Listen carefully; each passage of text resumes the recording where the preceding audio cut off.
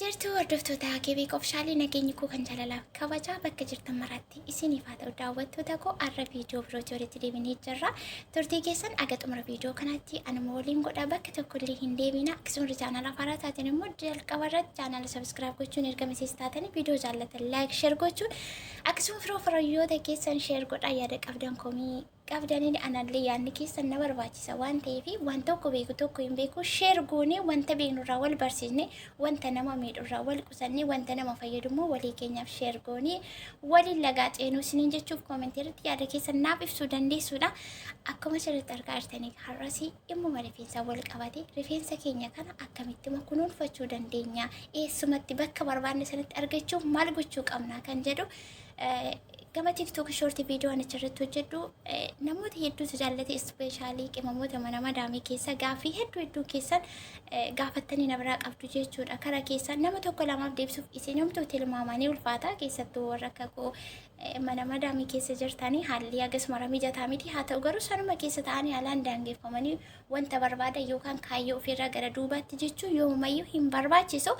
Kanaaf egaa akkuma yeroo hundaachiniin jedhu TikTok irratti shorti viidiyoodha kanan hojjedhu. As gubbaa irratti immoo chaanala asirratti guutuu viidiyoo jalqabaa haga dhumaatti maal akka ittiin fayyadamu yeroo kam akkan itti fayyadamu wanta naaf hin taane yookaan rifeensa kiyya miidhee fi akkasuma kan na fayyade adda baasee jala muree qulqulleesseetiin isin biraan qaqqabsiisaa jira jechuudha daawwattoota kiyya. Warri chaanala ku subscribe gochaa jirtan na wajjin bahaa bu'aa jirtanii itti fayyadamaallee jirtanii viidiyoo laayikii gochaa jirtan hedduu galatan biraa qabdu isiniin jechuu fi egaa gara viidiyoo irratti yoon isinii darbe viidiyoo kana laayik gochuun eegala guys please laayikiin keessan ni barbaachisa. Warri keessa keessan gaarummaan jiru hinaafan keessa keessan hin jirre bakka hin taanetti yeroo keessan fixa waan hin taane ilaala laayikii gochaa sheer gochaa yeroo keessan achitti dabarsaa ooltu miti wanta beeknurra ani dogoggoran hojjedhe wanta hin taane wanta jibbisiisaan hojjedhu kana sirreessuu qabdeettanii koomentii irratti na gorsaa natti ma yaada keessan sheer naa gochaa akkasuma immoo wanta gaariidha yoo ta'e wanta itti fayyadamtan yoo ta'e laayikii gochuun eegalaa isiniin jechuu fi laayikii godha. Akkuma asirratti argaa jirtan har'a kana waan meeqa walitti makeesseetanii wanti kun wanta salphaa daqiiqaa muraasa keessatti manatti hojjettanitti fayyadamuu dandeessan jechuudha. Yeroo hundumaa irra deddeebiin kanan fayyadamu waan jaalladhe hedduu na fayyadeetti gammadee waan fayyadamu viidiyoon koo yeroo wal fakkaata yookaan immoo wanta itti fayyadamu wal fakkaata isiniin jechuufi. So har'a kana maaliin fayyadamee avukaadoo, alooveeraa, hanqaaquu fi qibaatii kokonaatii yookaan kokonaat ooyilii akkasuma weeraa zayitiin walitti miiksii godheetti fayyadamee jechuudha. Wanti kun waan shanii lakkoofsaan shanii yeroo akkasitti ilaalan waan ulfaatu fakkaata garuu wanta daqiiqaa 5 isin ittiin fudhanne mana keessatti saantima keessan osoo hin qisaaseessiin yeroo keessan osoo hin qisaaseessiin ganaa namarraa bitu lookeeshinii erguu diliiverii kaffaluu minaamin osoo hin jedhiin gabaabaatti mana keessatti kan itti fayyadamtanii jechuudha. Isa kana walitti miiksii godhee blenderitti daakeen jechuudha. Viidiyoon isinitti mul'ata. Akkuma isiniin jedhee avukaadoo, muuzii, kokonaatii, weeraa zayitii, hanqaaquun illee ni jira jechuudha. Gosa tokkollee fayyadamuu dandeessu, lamallee fayyadamu, hanqaaquu dhiisuu dandeessu. Fakkeenyaaf hanqaaquu kana natti hin tolu garuu baay'ee tokko gaarii waan ta'eef laman jaallatanii faayidaa isa waan argeef irruma darbee ittuma dideen fayyadama malee hin jaalladhu. Foolii isaa natti hin tolu ግን wanta biraa wajjin walitti miiksii ta'ee bilenderii keessatti yoo daakame foolii hin qabu. Akkasumatti garuu yaada koo keessatti yookaan yeroo ilaalu hin jaalladhu. Haa ta'u garuu ittuma fayyadamaa jira jechuudha. Isinillee akkasuma keessa hambisuu dandeessu. Avukaadoo qofa fayyadamuu dandeessu, zayitii itti dabaltanii yookaan weeraa zayitii, qibaatii noormaalillee itti dabaltanii fayyadamuu dandeessu jechuudha. Akkasuma muuzii qofaa fayyadamuu dandeessu, alooveeraa qofaa fayyadamuu dandeessu. Tokko isaa wanneen bakka kanatti waan shawwaanjaa walitti makee ani waan hin arge mana keessa waan jiruuf kana walitti makee hin ta'a rifeensaaf jedhee itti amanee heermaaskii sirrii barbaachisaa faayidaa qabu waan ta'eef manuma keessatti waan argeef itti fayyadame malee yeroo hundaa akkasii miti. Yeroo tokko muuzii qofa yeroon fayyadamu jira, avukaadoo qofa yeroon fayyadamu jira, kokonaat ooyilii qofa yeroon fayyadamee daqiiqaa 30 rifeensa kiyyarra tursee miicuu jira. Akkasii jechuudha. Wantan argi cinqee toon qabaatiin dirqee toon qabaatiin yeroo hojii kollee toon qisaaseessiin itti fayyadamaa jira jechuudha. Akkuma asirratti argaa jirtan egaa wanta kana walitti miksii godhee ergan blender godhee boodee haala kanaani rifeensa kiyyatti dibaa jira jechuudha. Akkuma isin argaa jirtanii ijoolleen tokko tokko dogoggora isin gootan dibata yookaan qibaatii gaafa rifeensa keessanitti dibdanii akka warra dhiiraa yeroo rifeensa isaanii miican walitti hunkuran wayii akkasittiin itti dibdu.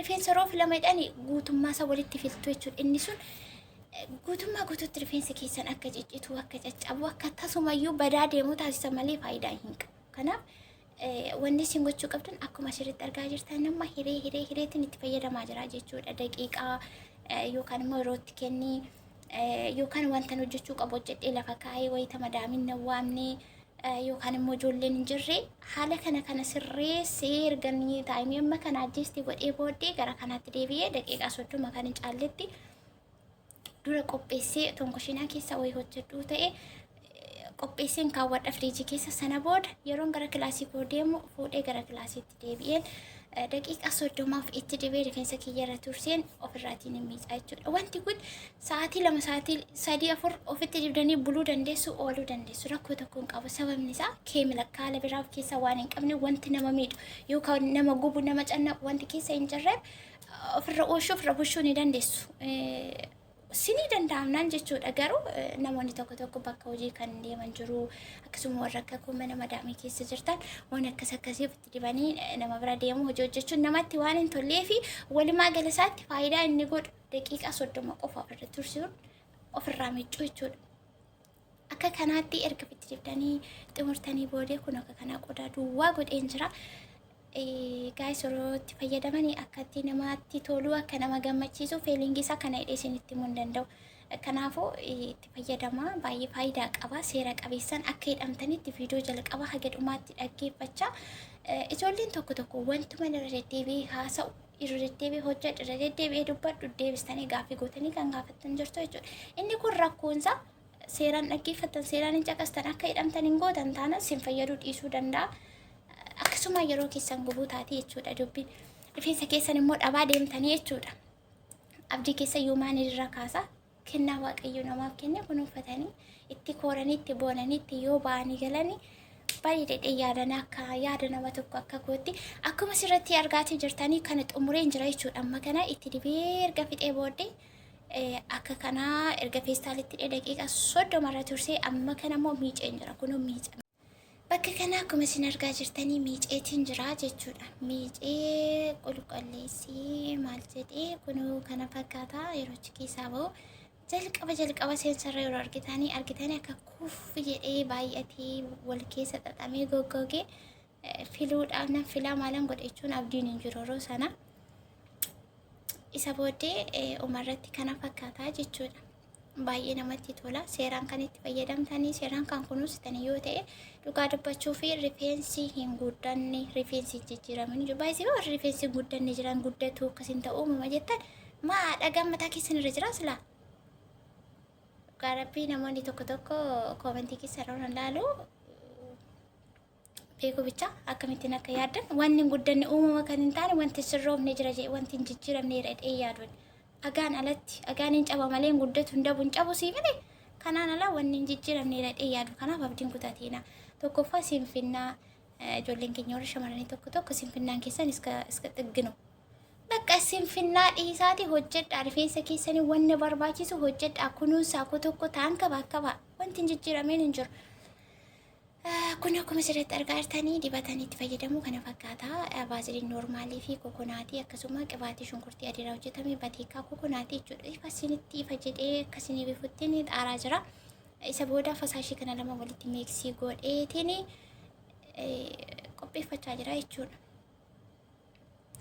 Kun haala kanaan erga walitti makee qopheessee booda baay'ee waa'ee ijoolleen keenya wanni isin hubattaa jirta hubachuu qabdan iddoo tokko tokkotti nuti Itoophiyaawwan rifeensi keenya uumamumaan kardaadha yookaan jajjabaata waan ta'eef dibata fasaashii qibaatii qofa fayyadamuun nurraan eegamu. Inni sun rifeensa keenyaaf hin ta'u. Yoo qibaatii kabraa qibaatii ciqaa yookaan qibaatii akka kireemii hin qabaatiin yeroo hundumaa dhangala'aa qibaatii fasaashii qofa kan fayyadamtan yoo ta'e inni sun rifeensa keenya ni miidha malee faayidaan qabu jechuudha. Maaliif kan keenya ni jajjabaata akka warra adii miti. Nuti naachuraalii uumammaan rifeensa keenya jajjabaata akka adda addaa jechuudha. Kunoo waan akka kanaa fayyadamuutu isinitti jira dirqama.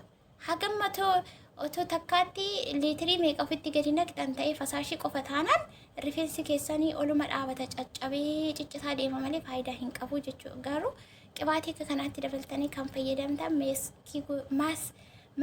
meeksii gootanii yookaan hin fayyadamne ta'e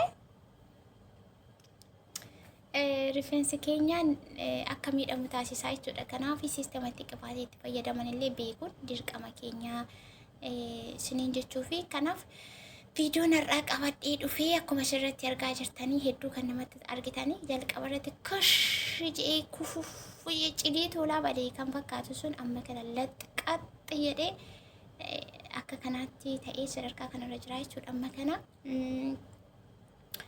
quxuxurii hojjechuuf hin jira. Quxuxurii hojjechuuf jira. Kunoo akka kanaatti qassi jettanii filtanii maal jettanii viidiyoo kana yeroo lama kan itti deebi'ee waraabee baay'ee waa'ee maaliif gaafa miica sana galgala hojjechuuf natti mijanni galgala waan ta'eef heera maaskii fayyadamee achii booda immoo ganaa rifeensa hojjedhee rafuun natti ulfaatii nan dadhabee boqochuun natti jira.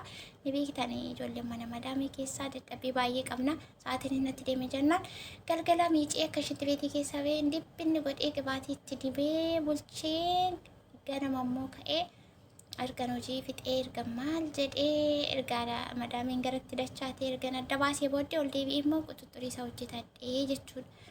Innaa kanaaf haala laaltanii mijatu kanatu jira sanatu jira jettanii of duratti waa tokko keessanii rifeensa keessan of jalaa hin miidhina. Seeraan kunuunsaa seeraan qabadhaa.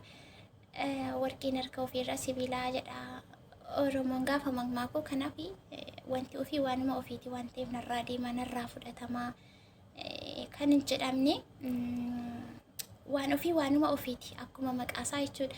Kanaafuu itti fayyadamaa, of ilaalaa, of dhaggeeffadhaa, eenyummaa keessan ilaalaa. Ijoolleen tokko immoo biyyatti rifeensa bareedaan qabaa. Ergan biyyaa bahee bishaanaa ta'uu, mi'aanaa ta'uu, qilleensaa ta'uu, maalaa ta'uu rifeensi kee addootii badee jira. Ofirrumaayyuu kukkuteen jira. Biyyatti deebi'uuyyuu hin barbaadu jettanii warra abdii kutattanii haala tokko keessa jirtan akkas ta'uu hin qabdanii, akkas of raasuu of qoruu hin qabdanii, abdii kutachuu hin qabdanii. Karaa danda'ame ta'een jechuudha hin ta'a jettanii tattaafachuu qabdu. Rifeensa keessan kunuunfachuu qabdu. Abdii keessanii humanii irraa kaasaa. Kan namaati waan ta'eef wanti nama laga nama ceesisu barri baratti nama laata jedhu. Kanaaf borumoo wanti biraan dhufuu danda'a. Wanni sun sadarkaa kamitti carraa maalitti tarii waan gaarii tarii immoo wanta baduu danda'u ta'uu danda'a. Wanti harka ofiirra jiru wanti ofii ta'e wanti kennaa waaqa wanti uumama ta'e eessayyuu hin haqu. Namni ergisa hidhee namarraa hin fudhatu. Wanta namarraa hin fudhatamne waan ta'eef kan keessan eenyummaa keessanitti amanamummaa qabaattanii ofitti amanamummaa qabaattaniitu eenyummaa keessan kunuunfachuu seeraan qabachuu qabdu isiniin jechuu fi egaa viidiyoon irra qabadhee dhufee kana fakkaata. Akkuma jalqabarra isiniin jedhee warri itti fayyadamuu barbaadan seeraan nuuf ibsii seeraan nutti agarsiisii ni barbaannaa itti fayyadamuu barbaannaa jettanii walii keessaniif illee sheer gochuudhaanii bakka tokkoof galuu dhiisuu danda'a. Bakki kun akkasii bakka kana akkasii jettanii waan beektan irraa hiriyoota keessanii firoota keessaniif sheer walii gochuun itti fayyadamaa isiniin jechuu fi akkuma argaa jirtan egaa sadarkaa kanarra geessee jira. Kunoo akka kanaatti jechuudha. Rifeensa keessan ofirratti hojjechuu illee yaala. Ofirratti hojjetachuun illee baay'ee namatti tola, baay'ee barbaachisaadha. Diizaayinii yookaan istaayilii natti hojjedheen beeku gaayis akkuma isin argaa jirtan maqaan isaa kana isiniin jechuu hin danda'u. Yaa'u haala kanaan itti fayyadamaa yeroo hundumaa akkas godheeni itti fayyadamaa jechuudha. Amma xumureetiin jira. Hagammatti waan wajjin turtaniif hedduu galatoomaa. Akkasuma YouTube kiyya subscribe gochuu, like, share gochuun irraanfatinaa. Chaanaala kana jajjabeessaa. Isinillee waan beektan waan qabdan yaada keessan irraa waan gaarii kan nama fayyadudha yoo ta'e share naa godhaa natti maa isiniin jechuu fi kunoo kana fakkaata. Akka kana jettanii bakka barbaadan fataa zanaa jechuun maal rakkoo qaba mi'amma maal rakkoo qaba namatti hin tolu.